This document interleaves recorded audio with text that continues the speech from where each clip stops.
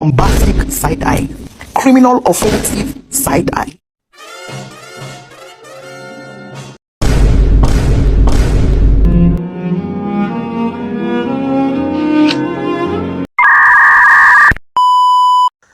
Assalamualaikum warahmatullahi wabarakatuh. Halo semuanya, perkenalkan nama aku Nyimas Dewi Arumsari dari Prodi Manajemen, NIM-nya 25120031. Hari ini kami ingin membahas tentang LOTI Smart Farming System di Indonesia. Apa sih itu LOTI Smart Farming System di Indonesia? Apa sistem tersebut sudah diterapkan di Indonesia dan berguna gak ya untuk pertanian di Indonesia? Mari kita bahas teman-teman. Yang akan kita bahas ini disampaikan oleh teman-teman. Aku bahas. Terima kasih. Hai, aku Dita Pratiwi dari Prodi Akuntansi. Assalamualaikum warahmatullahi wabarakatuh. Halo semua, perkenalkan nama saya Rosi Harika, program studi manajemen dengan NIM 25120001. Perkenalkan nama saya Wilfrida Sambo dengan NIM 25120041 dari Prodi Manajemen. Apa itu LOTI Smart Farming System? LOTI Smart Farming System atau Sistem Pertanian Cerdas berbasis LOTI adalah konsep pertanian modern yang memanfaatkan teknologi, digital, dan informasi, khususnya Internet of Things atau LTE untuk meningkatkan efisiensi, produktivitas, dan berkelanjutan proses pertanian di Indonesia. Secara sederhana, ini adalah cara bertani yang menggunakan perangkat pintar yang saling terhubung melalui internet untuk mengumpulkan data, menganalisisnya, dan mengotomatisasi pekerjaan. Mempunyai komponen utama. Sistem ini melibatkan beberapa teknologi kunci, yaitu Internet of Things atau LOT, jaringan, perangkat fisik seperti sensor, kamera, aktuator yang terhubung ke internet dan dapat mengumpulkan serta bertukar data. Yang kedua, sensor. Alat yang dipasang di lahan atau tanaman untuk memantau kondisi secara real time seperti suhu dan kelembapan udara, kelembapan dan pH tanah, intensitas cahaya, big data, dan cloud computing, tempat data yang dikumpulkan, disimpan, dan dianalisis untuk menghasilkan informasi yang berguna bagi petani. Otomatisasi atau aktuator. Perangkat yang dapat dihidupkan atau dimatikan secara otomatis berdasarkan data sensor, misalnya sistem irigasi, pompa pupuk, atau ventilasi greenhouse. Dan selanjutnya aplikasi atau platform digital antarmuka yang memungkinkan petani memantau dan mengontrol sistem dari jarak jauh melalui smartphone dan komputer. Implementasi dan contoh di Indonesia. Penerapan smart farming berbasis IoT di Indonesia sudah mulai berkembang, terutama untuk komoditas bernilai tinggi dan di era yang membutuhkan presisi. Beberapa contohnya termasuk 1. Smart Irrigation System atau irigasi pintar. Bermanfaat untuk sensor kelembapan tanah, serta menentukan kapan dan berapa banyak air yang dibutuhkan tanaman. Sistem ini akan menghidupkan pompa air secara otomatis atau menghemat penggunaan air. Nah, untuk contoh yang kedua yaitu irigasi otomatis untuk tanaman padi atau hortikultura seperti sayuran dan buah-buahan. Untuk contoh yang ketiga yaitu smart greenhouse. Pengaturan suhu atau kelembapan dan pencahayaan dalam rumah kaca diatur secara otomatis menggunakan sensor dan aktuator serta menciptakan lingkungan tumbuh yang optimal. Untuk contoh yang keempat yaitu drone pertanian atau agricultural drone. Digunakan untuk pemetaan lahan atau pemantauan kesehatan tanaman dari udara hingga penyemprotan pupuk atau pestisida secara presisi ke area yang terdeteksi bermasalah. Yang kelima yaitu pemantauan nutrisi tanaman. Sensor ini di sistem hidroponik atau vertigasi untuk membantu kadar nutrisi seperti pH dan EC dan secara otomatis menyesuaikannya. Manfaat untuk pertanian Indonesia yaitu ada 5. Yang pertama, meningkatkan efisiensi sumber daya.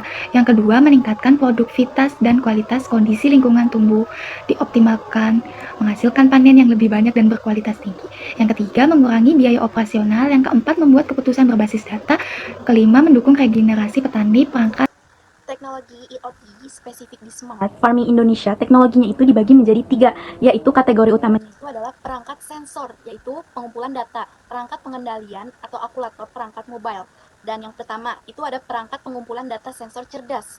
Ini adalah mata dan telinga dari sistem cerdas. Sensor ini tersebut mengumpulkan secara real time dengan keputusan-keputusan yang sudah dipresisi. Jenis sensornya itu ada parameter yang diukur dari fungsi utama, yaitu smart farming, sensor kelembapan tanah, ada kadar air, terus ada tingkat pH, sensor pH, terus kebebasan, dan semuanya bakal ada di sistem hidroponik ini. Dan mitigasinya itu memastikan nutrisi yang optimal supaya pH-nya ini nggak ngaruh gitu ketersediaan nutrisinya sensor cahaya, yaitu LDR. Dan kedua, ada perangkat pengendalian, yaitu akulator atau otomasi. Nah, ini tuh otot sistem dari akulator ini menerima pemerintah dari sistem pusat berdasarkan sensor untuk mengubah menjadi tindakan fisik, yaitu ada apa? Sistem organisasi, kayak irigasi otomatis, yaitu membuka penutup aliran dari selang, pokoknya dia melembabkan semua tanah dan meminta air agar tercukupi. Kedua, ada pompa nutrisi otomatis menggunakan statistik atau pompa dosing gitu secara presisi menyuntik pupuk ke dalam tanahnya tersebut agar bisa subur. Terus yang ketiga terakhir ini ada pengendalian iklim. Jadi di sini tuh meliputi kayak motor atau kipas ventilasi dan pemanas pendingin. Ini akan diaktifkan dan akan dipengaruhi oleh sistem tersebut dan otomatis suhunya menjadi kelembapan udara gitu guys. Udah dari sekian. Ini perangkat aerial dan mobile atau bisa disebut drone sekarang. Drone pertanian. Sekarang drone pertanian salah satu inovasi paling signifikan yang didukung oleh IoT dan kecerdasan bukan AI di Indonesia. Integrasi semua teknologi ini melalui platform digital memungkinkan petani memantau dan mengontrol seluruh proses pertanian dari jarak jauh menggunakan smartphone atau komputer. LOCI mempunyai dampak positif atau peluang. Dampak positif dari smart farming berbasis LOCI berfokus pada efisiensi, produktivitas, dan keberlanjutan. Yang pertama yaitu peningkatkan produktivitas dan kualitas hasil panen. Optimalisasi pertumbuhan dengan data real time dari sensor kelembapan pH suhu. Petani dapat menciptakan kondisi tumbuh yang ideal, petani presisi. Hal ini dapat meningkatkan hasil panen hingga 20-30% dan menghasilkan produk yang berkualitas tinggi. Deteksi dini. LOCI memungkinkan deteksi dini serangan hama, penyakit, atau kekurangan nutrisi, sehingga tindakan pencegahan dapat dilakukan secara cepat dan tepat, meminimalkan risiko gagal panen. Yang kedua yaitu efisiensi sumber daya dan biaya, yaitu hemat air. Sistem irigasi otomatis yang dipicu oleh sensor kelembapan tanah atau smart irrigation memastikan air hanya digunakan saat dibutuhkan, sehingga menghemat konsumsi air secara signifikan. Yang selanjutnya adalah hemat input. Penggunaan drone dan sensor untuk penyemprotan dan memupukkan presisi memastikan pupuk dan pestisida dapat diberikan pada area yang memerlukan. Hal ini dapat mengurangi biaya input pertanian seperti pupuk, pestisida, dan air rata-rata 20-25%. Selanjutnya adalah pengurangan tenaga kerja otomatis seperti penyiraman dan pemberian nutrisi. Mengurangi ketergantungan pada tenaga kerja manual yang semakin sulit didapat di sektor pertanian. Yang ketiga yaitu keberlanjutan lingkungan atau sustainable agriculture. Pengurangan polusi, pengurangan penggunaan pupuk dan pestisida yang berlebihan, meminimal limpasan kimia atau pupuk atau pestisida ke sungai dan tanah, sehingga mengurangi polusi lingkungan dan menjaga kualitas ekosistem.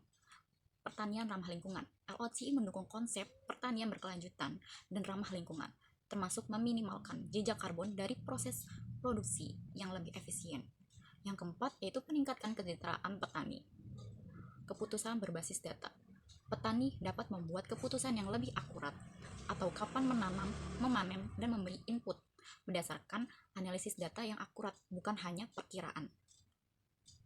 Peningkatan keuntungan, efisiensi biaya, dan peningkatan hasil panen secara langsung meningkatkan pendapatan dan profitabilitas petani. Daya tarik untuk generasi muda. Pertanian menjadi pekerjaan yang lebih berbasis teknologi, clean, dan menarik bagi generasi muda. Indonesia mendukung generasi petani. Dampak negatif dan tantangan utama. Meskipun dampaknya sangat positif, ternyata ada juga tantangan dan dampak negatifnya. Seperti 1. Biaya investasi awal yang tinggi. Contohnya, harga perangkat keras IoT atau sensor, controller, drone, dan instalasi sistem masih relatif mahal sehingga sulit dijangkau oleh mayoritas petani skala kecil di Indonesia. Dampak yang kedua yaitu kesenjangan digital dan literasi. Contohnya, banyak petani tradisional yang belum familiar dengan teknologi digital dan aplikasi smartphone, sehingga rendahnya literasi digital menjadi hambatan besar dalam pengoperasian dan pemeliharaan sistem canggih ini. Dan untuk dampak yang ketiga yaitu infrastruktur jaringan. Contohnya, implementasi IoT sangat tergantung pada koneksi internet yang stabil. Banyak wilayah pedesaan di Indonesia yang menjadi sentra pertanian masih memiliki infrastruktur internet yang terbatas atau tidak stabil. Nah, untuk contoh dampak yang keempat yaitu isu data dan keamanan, yaitu contohnya seperti ada kekhawatiran mengenai siapa yang memiliki dan mengontrol data pertanian yang dikumpulkan, misalnya data hasil panen, kondisi lahan, atau keamanan siber. Contohnya sistem berbasis internet rentan terhadap serangan siber atau kegagalan sistem yang dapat mengganggu seluruh operasi pertanian.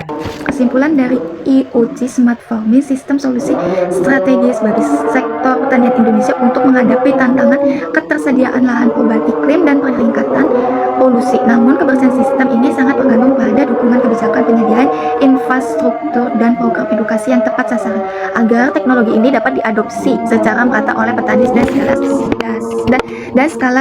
segala skala.